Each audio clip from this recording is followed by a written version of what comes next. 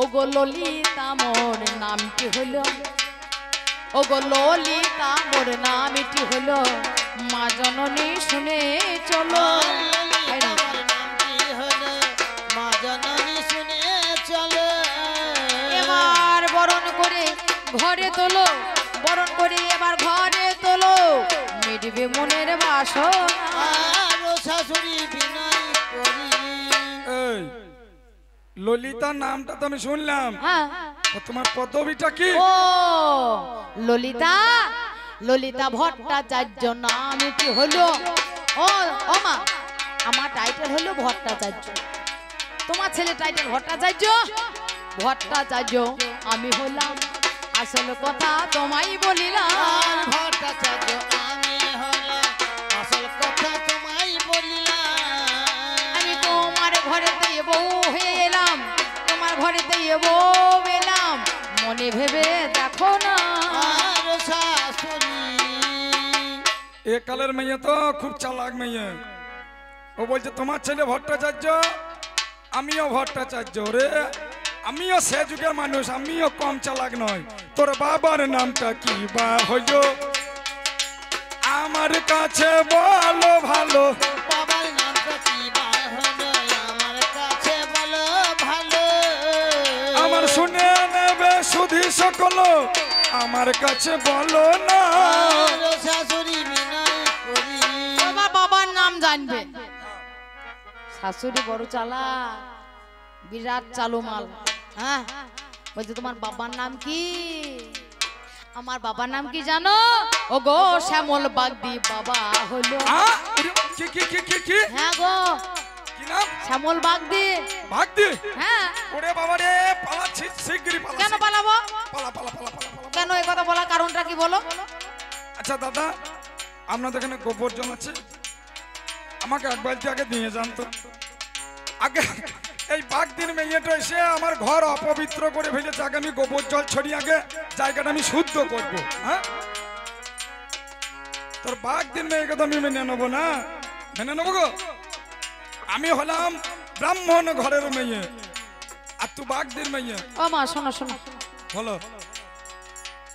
তুমি বইয়ে বামুন, হ্যাঁ, আমিও বইয়ে বাগদি, বইয়ে বইয়ে মিলে গেল, তোমার আমার বউ হলো। বয়ে বয়ে মিলে গেল, তোমার বয়ে আমার বউ হলো। আজ দুইজনাতে বড় হইল, বইয়ে বইয়ে মিলন হইল, আবার কিসে ভাবনা। শাশুড়ি ও বয় একই, বইয়ে বাইয়েন, বইয়ে বাগদি, বইয়ে বামুন, ওই সব একই। তাই হয়। তোমাদেরও 10 দিন অসহ্য, আমারও 10 দিন অসহ্য। হ্যাঁ যত একই তো। আমার, আমি উঁচু জাতের মেয়ে, উঁচু ওরে তুই হলি বাগদির মেয়ে, ভেবে দেখা চাই। আমার ঘরে তোকে মেনে নেব নাই। কেন না মানার কারণটা কি? তুই নিচু জাত, হ্যাঁ, আমি উঁচু জাত। তাই জলি হলো মা গো, মানে আমার হাতে খাওয়া হবে না নাকি? না, হ্যাঁ, আমার হাতে খাওয়া হবে না, আমাদের বাড়িতে খাওয়া হবে না। একদিনের বর এ স্বামী মানে আমার শ্বশুর মশাই, তখন আমার শ্বশুর মশাই হয়নি, পুজো করতো জানেন, আমাদের পাড়াতে পুজো করতো, লক্ষ্মী ঠাকুর, দুর্গা ঠাকুর, সরস্বতী ঠাকুর হইতো। ও ঠাকুর মশাই দুটো ভাত খেয়ে যান, তা বলছে না আমি যাত্রার বাড়িতে খাই না, ওই নিচু কাস্টের বাড়িতে আমি খাই না। কিন্তু বাবা সেই ভাত দিয়ে যখন বাবা সে মদ তোলে না, মদ ভাত দিয়ে তোলে না, যখন তুলেছে হবে নাকি খানে, বলছে হইলে তো ভালোই হইতো। হ্যাঁ, তার বেলায় খাওয়া হবে, সেই ভাতটা ভালো। আর যখন ভালো করে যত্ন করে অন্ন ব্যঞ্জন সাজিয়ে রেখে দেবে, সেই ভাতটাও ভালো হবে না। হ্যাঁ, এ আবার কেমন বিচার বামুন? এ বামুন নয়কো ভালো তোমারে জানাই, সেই জন্য তোমার কাছে আমি বলে যাই, ওগো জাতির নামে বদ জাতি করো না, করো না। আজ একদিকে কথা তুমি শোনো না, শোনো না। আরে ওমা তা তোরা যে বলছিস বিয়ে করেছিস, তা কেমন করিয়া হলো বিয়ে? আমায় বলো না আমার স্থানে, আমার যুগে কেমন বিয়ে হতো জানাই তোমায় আজ বলিয়া। জানি। আমাদের বিয়ে হয়েছিল ছাদনা তলায়, বাবা মা দেখাশোনা করে পছন্দ করে আমাদের বিয়ে হয়েছিল। তা কেমন করে হলো বিয়ে বলো নারী আমায় খুলে। কেমন করে হলো বিয়ে বলো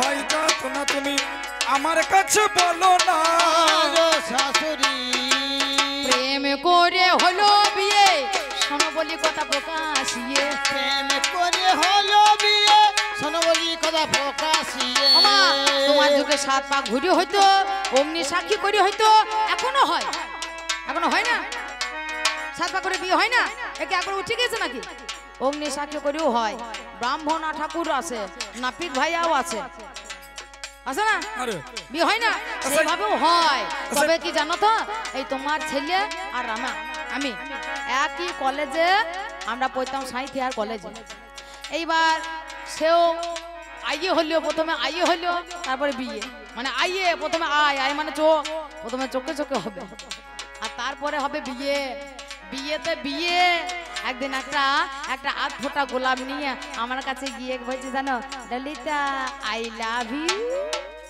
ইউ মানে কি জানো কি রে আমি তোমাকে ভালোবাসি আমি তোমাকে ভালোবাসি আমি তোমাকে ভালোবাসি আমি তোমাকে ভালোবাসি আমি তোমাকে ভালোবাসি আমি তোমাকে ভালোবাসি I love you I love you I love you I love you আমি তোমাকে ভালোবাসি আমি তোমাকে ভালোবাসি আমি তোমাকে ভালোবাসি আমি তোমাকে ভালোবাসি হ্যাঁ গো আমি বুঝতে পারছি এই মেয়েটাই আমার ছেলের মাথাটাকে চিপিয়ে আর ও ছেলে ভাজা মাছটা উল্টেও খেতে পারে না একবারে সাধু বাবা আমার ছেলে এত খারাপ ছেলে নয় না এই মাথাটাকে চিপিয়ে নষ্ট করেছে সত্যি বলছি সাথে বলছি না আমি তোমাকে ভালোবাসি এমনি বলেছে এই মেয়েটাই ওকে মনে হয় বস করেছে গো সত্যি চড়ি দিয়ে বলছি। বস চড়ি দিয়ে ও মা ওই তোমার যুগে ওই জড়ি বড়ি ছিল এখন ওই জড়ি বড়ি কেউ বিশ্বাস করে না জি গো মানে বিজ্ঞানের যুগ তুমি বুঝতে পারছো না ওই জড়ি বড়িতে মানুষকে বশ করা যায় না তাহলে মনে হয় কোনো ওষুধ খাইয়ে বস হ্যাঁ গো করেছিস ওষুধ আছে ও গো ভালোবাসার ওষুধই আছে আমি বলি মা গো তোমার কাছে ভালোবাসার ওষুধ আছে বলি মা গো তোমার কাছে ওই ভালোবাসায় বশ হয়েছে তাইতেই আমার কাছে এসেছে তাইতেই আমার ভালোবেসেছে মা গো তুমি শোনো না আরো শাশুড়ি তো ভালোবাসাই হোক প্রেম হোক আর যাই হোক আমি মেনে নেব না ও মা লোকে মেয়ে পাচ্ছে না যার বেটা আছে না তার চোখে ঘুম আসছে না মেয়ে দাও একটা মেয়ে নাই গো ছেলের বিয়ে দিতাম ওই মেয়ের বাবাই বলে একটা ছেলের মেয়ের বাবা বলে না গিয়ে যে একটা ছেলের দেখে দাও মেয়ের বিয়ে দেবো হ্যাঁ শোন তোমার ভাগ্য ভালো নাই চাইতে বৌমা এলো ভাগ্য মাগো তোমার ভালো নাই চাইতে বৌমা এলো ভাগো মাগো তোমার ভালো কোন কারণে আবার তাড়িয়ে দিল এটা উচিত হলো না ও শাশুড়ি শোন কোন ছেলেগুলোর বিয়ে হচ্ছে না কে শোন যে চাকরি বাড়ি করছে তার বিয়ে হচ্ছে তাই না আর যে রং নম্বরে মিস কল দিতে পারছে তারও বিয়ে হচ্ছে আর যে ভালো ছেলে কিছুই করতে পারছে না সে পড়িয়ে মার খাচ্ছে তোমার ছেলে তো ভালো ছেলে আমার ছেলে ভালো ছেলে তাইলে চাকরি তো করে হইতো না। ডাক্তার না এখনো হয় না আমি বিয়ে পাস করলো আমার ছেলে ডাক্তার যে কোনো সময়ে মেয়ের লাইন দেবে রে তোর মতো মেয়েকে মেনে তো নেবো না শোনে ওরে নারী আমার কাছে শোনে না এই যদি মেনে না নেয় তাহলে আমি যাই নাকি চলি যা তাহলে এবার আসি যাই এবার চলে যাই এই বলে যখন আমার মেনে না নিল আর এইবারে তো চলে আমি যাবো গো ভালো আমি তাহলে গেলাম তুমি থাকো মতো সময়ে আমার ছেলে এলো আমার ছেলেকে আমার বলিতে না গিল শোনো যোগো মাতা মনেরই মতন এই মেয়ে তোমার জন্য কি করিয়েছে জানাই তো এখন একদিনে তুমি হসপিটালে ভর্তি ছিলে রক্তের প্রয়োজন ছিল আমি জামাই আজকে খুলে তোমার রক্তের প্রয়োজন ছিল রক্ত পাওয়া যাচ্ছিল না ব্লাড ব্যাংকে রক্তের গ্রুপ একমাত্র এই মেয়েটার সঙ্গে তোমার এক হয়েছিল সেদিন এই নিচু জাতির মেয়েটাই সেদিন রক্ত দিয়ে তোমার জীবন বাঁচিয়েছিল তার জন্য আমি একে ভালোবেসেছি আমি একে বিয়ে করেছি আরে এত সব কাণ্ড ঘটে গেছে তা তো আমি জানতাম না কো। তাহলে তোমার ছেলে, তুমি কেমন ছেলে মানুষ করেছো মা? যা ছেলে এত কিছু করলো, আমি ভাবলাম বোধহয় ফোনে সবই বলেছে, তার জন্য সাহস করি তো এলাম তোমার কাছে। হ্যাঁ, আমি যদি জানতাম যে তুমি কিছুই জানো না, আসার আমার দরকার ছিল না। ও গো মা গো, তুমি কথা শোনো না। আমার দরকার ছিল না, মাগো তুমি শুনে চলো না। এত কথাই আমার শুনতে হতো না, এত কথা মোর শুনতে হতো না। আমার মৃত্যু না মনের বাসনা। আলো শাশুড়ি, ও মা বলো, তোমার কি চাই বলো। আমার হ্যাঁ আরে আমার রক্ত দিয়ে জীবন বাঁচিয়েছিস, আমি মেনে নিলাম। তাহলে কিন্তু আমার ছেলে তোকে বিয়ে করেছে, এটাও আমি মেনে নিলাম। ভালো মেয়েকে বিয়ে করেছে, ঠিক করেছে। কিন্তু আমার অনেক বাসনা ছিল রে। কিরকম আমি ঘটা করে আমার ছেলের বিয়ে দেব, দেব? আবার দেবা? 1-1.5 আবার কি লোক আছে? খাওয়াবো, খাওয়াবা? মোটা টাকা পণ নেব। পণ? হ্যাঁ, ক টাকা? আমি তুমি জানো পুলিশ যদি জানতে পারে পণ নিচ্ছে, তোমাকে ধরবে, বুড়ো বয়সে জেল কাটার মন আছে। পণ নেবো না, পণ দেবো না, এই করো ভাই অঙ্গীকার। পণ নেওয়াই অপরাধ, পণে দেওয়াই অপরাধ, বলি কথা তার। এই, আমি তাই বলি মা জননী তোমারে জানাই, মনের বিনিময়ে মাগো কি বাঁচাই। তোমাকে তোমাকে ঠান্ডা মেশিন কিনে দেব মা, ঠান্ডা ঘরেতে থাকিবে। এত কালে বহু কষ্ট তুমি করে গেলে। আর কি দেবো জানো মা? বলো। তোমাকে ঠান্ডা একটা ফ্রিজ কিনে দেবো, ওই ঠান্ডা ঠান্ডা জল খাবে মাগো তোমারে জানাই। আর সোফা করে দেবো, আলমারি দিয়ে দেব মাগো, তোমার কোনো চিন্তা নাই। আর কি চাও মাগো? বাহ, আর কি চাও? আর? তোমাকে সোনার হার গড়িয়ে দেব, তোমার ফাটা পায়ে তেল দেব, তোমার গোপালের সেবা দেব। আগে আর কি বাঁচাও তুমি? আজ সত্য কথা বলো মা, ও মা জননী। বলছে তোমাকে টিভি দেব, ফ্রিজ দেব, আলমারি দেব, সব দেব। সব দেবে। হ্যাঁ, মেয়ে আমার খুব ভালো গো, খুব সুন্দর মেয়ে। এত সুন্দর মেয়ে আমি পেয়েছি না, এতক্ষণে মনটা আমার ভরিয়া গেল। এখন দেখবেন বিয়ে হচ্ছে বর্তমানে, ছেলের বাবা বলবে পণ নেবো না, 1 টাকা নেবো না, বলবে মেয়েকে সাজিয়ে দাও। মেয়েকে সাজিয়ে তাহলে দাও। মেয়েকে সাজাতে গেলে ও মা ক টাকা চাই বা হিসাব করেছো? হ্যাঁ, 5 ভরি অন্তত পক্ষে সোনা চাই, তারপর ঠিক মতো একটু হবে। হ্যাঁ, তারপর যদি ওই মেয়ের মেরে হয়, সোনার গয়নাগুলো যতই ভালো দেখ, মুখটা বাংলা পাঁচের মতো করবে, হ্যাঁ দিয়েছে, তবে কেমন কেমন মনে হচ্ছে যেন পুরনো, মানে ওরগুলা সব ভালো, আর মেয়ের বাবা যা দিয়েছে সব পুরনো। এই হ্যাঁ, তাহলে ফ্রিজ নিয়ে এসো তুমি, টিভি নিয়ে এসো তুমি, আমি দেখিবারে চাই, তবেই তো বরণ করব, নইলে করব নাই। এত কিছু কিনে দেওয়া হলোই বোধন, আর কি বাঁচাও তুমি বলো না এখন? আমি আর কি বা দেবো তোমায়? আমি তোমারে জানাই, ওই যে তোমাদের মতো কিছু অশিক্ষিত রয়। শোনো, কন্যা দান করতে গেলে, দান করলে দানের দক্ষিণা দিতে হয়। আমার টাকা চাই না, পয়সা চাই না, শুধু এরকম একটা মেয়ে চাই। আর তোমার বাবার কাছে কি চাইবো জানো আমি? কি? আমার 16 আনা দক্ষিণা চাই, 16 আনা দক্ষিণা আমি নেব তোমার বাবার কাছে। বলো বলো নে, ওই হে নারী দেবে নাকি আমারই পাছে? আমি দক্ষিণা বলো বলো, এ সময়ে আমি কোথায় পাই? আমি তো কবু দেখো চাকরি করি নাই। হ্যাঁ, আমি দক্ষিণা কোথায় পাবো? আমি কার কাছে নিয়ে তোমায় দক্ষিণা দেব? শোনো, কোথা পাবে তুমি? দাঁড়ে দাঁড়ে ভিক্ষা করিবে, দানের দক্ষিণা তুমি নিয়ে আসবে। দাঁড়ে দাঁড়ে ভিক্ষা করিবে, দানে দক্ষিণা তুমি নিয়ে আসিবে। তুমি আমার কাছে কথা নেবে, ভিক্ষা চাইয়ে আনিয়ে দিবে। ভিক্ষা করবে, দানের দক্ষিণা নিয়ে আসবে। বেশ, তোমার কথা শুনেই আমি কি কর্ম করিলাম, দাঁড়ে দাঁড়ে ভিক্ষা চাইতে অমনি চলে গেলাম। কিছু ভিক্ষা দাও বলে যখন দাঁড়েতে দাঁড়াই, কত মা মাসি গনে দেখো দয়া করে আমায় ভিক্ষা দেয়। এর পরে যত্ন করে দাঁড়ে দাঁড়ে গেল, ভিক্ষা নিয়ে নিয়ে এসে মায়ের কাছে দিল।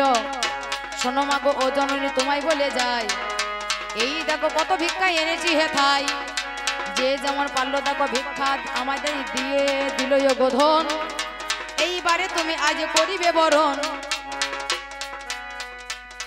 তাহলে ভিক্ষা করে আমার নগরে নগরে গেল, ভিক্ষা করে নিয়ে এই এলো। শোনলে মা, এই ভিক্ষার পয়সা আমি নেবার জন্য আমি তোকে ভিক্ষা করাই নাই রে। কেন এই ভিক্ষা করাইলাম জানিস? কেন? কারণ ভিক্ষা করা মানে মানুষের অহংকারকে দূর করার জন্য এই ভিক্ষা। অহংকার তো দূরীভূত হবে রে, মনের মধ্যে একটা উৎফুল্ল ভাব আসবে, অহংকার দূরীভূত হবে, তবেই তো আমার ঘরের বৌমা হবে। ওরে তাই তোমাকে ভিক্ষা আমি করাইলাম। শোনো শোনো ওহে নারী, আমি তো জানালাম, তবে আমার গোবিন্দ গোসাইয়ের মন্দির রয়, প্রত্যেক দিন তুমি ধূপ সন্ধ্যা দেবে, আমি জানাইলাম তোমায়। তাই হবে মা জননী গো, আমি লাল পেরে শাড়ি পরে, শাখা পলা সিঁদুর পরে, আমি ঘরে জানি রব, সতী সাথী হয়ে আমি সেবা করে যাব। আর একটা বাসনা পূরণ করে দেবে তুমি। শোনো শোনো ওহে নারী, জানাইছি আজ আমি, আমার মতো যারা অশিক্ষিত আছে নর নারী, তাদেরকে একটা নাইট স্কুল করে দেবে তুমি। সেই স্কুলে আমার মতো নারীদের তুমি শিক্ষা দেবে। ওগো আমার মা জননী, তুমি আজ নাও নাই একটু ভেবে। ওরে নিরক্ষরে দূরীকরণ মোদের করা চাই, আজ স্বাক্ষর করতে হবে এই দুনিয়ায়।